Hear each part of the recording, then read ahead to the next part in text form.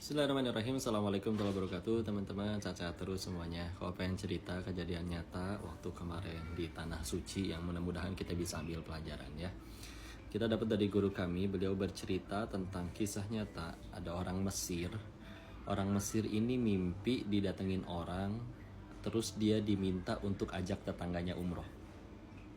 Bangunlah dia. Dia pikir cuman ya bunga tidur lah. Apalagi tetangganya itu memang ya kelihatan gak pernah ke masjid, kelihatan gak pernah sholat.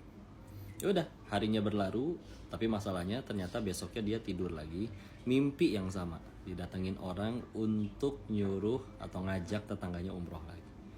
Sama persis 2 kali berturut-turut. Akhirnya dia tanyalah ke gurunya. Gurunya ngasih jawaban kayak gini. Coba nanti, kalau nanti malam mimpi lagi, kalau sampai 3 kali, maka bismillah, datengin, ajak orang itu umroh, ajak tetangga kamu umroh. Malam ketiga beneran mimpi lagi, persis sama diminta untuk ngajak tetangganya umroh. Oke udah, bismillah, berangkatlah si orang yang mimpi tadi ke tetangganya. Tanya, assalamualaikum warahmatullahi wabarakatuh. Waalaikumsalam warahmatullahi wabarakatuh. Izin masuk, pengen ngobrol, diizinin. Langsung to the point, bapak izin.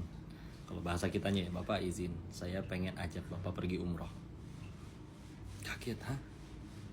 Tunggu dulu, jangankan umroh, saya sholat aja nggak tahu caranya.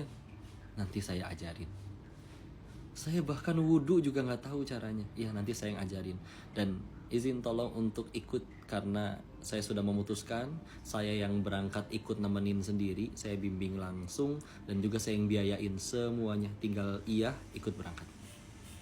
Maka Masya Allah, akhirnya apa yang terjadi? Ya memang orangnya semenjak hari itu juga memang prepare jadinya. Jadi mulai belajar sholat, belajar wudhu, dan tibalah hari H.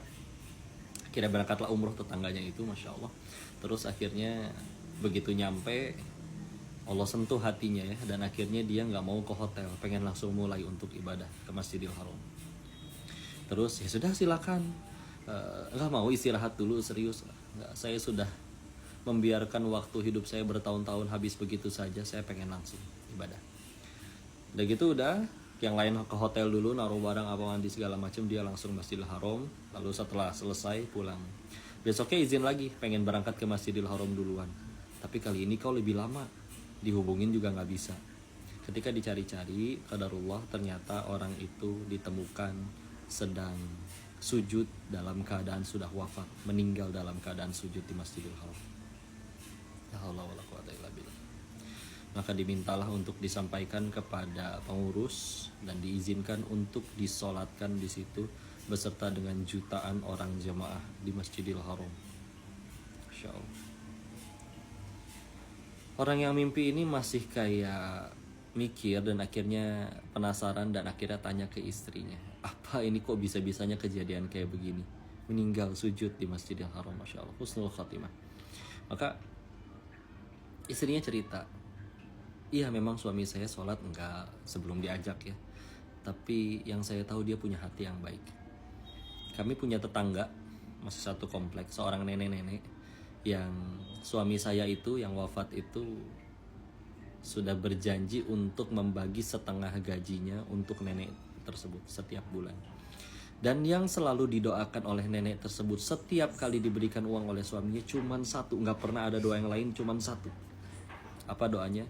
Doakan untuk semoga engkau husnul khotimah.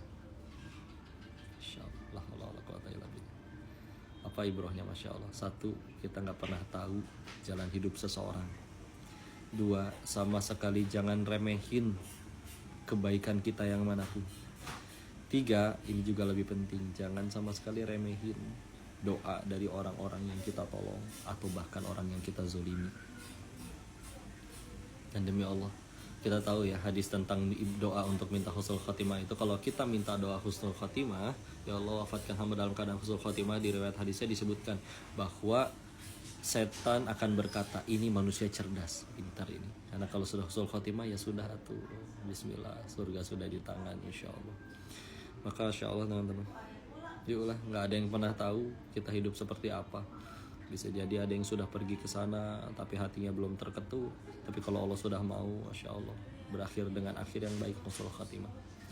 Maka semoga semua yang melihat video ini, nonton video ini, di-share, disebarin. Semoga semakin termotivasi berbuat baik, karena bisa jadi nikmat dan nyamannya hidup kita itu adalah doa dari orang-orang yang kita tolong. Dan yang paling penting semoga Allah wafatkan kita dalam keadaan husnul khatimah.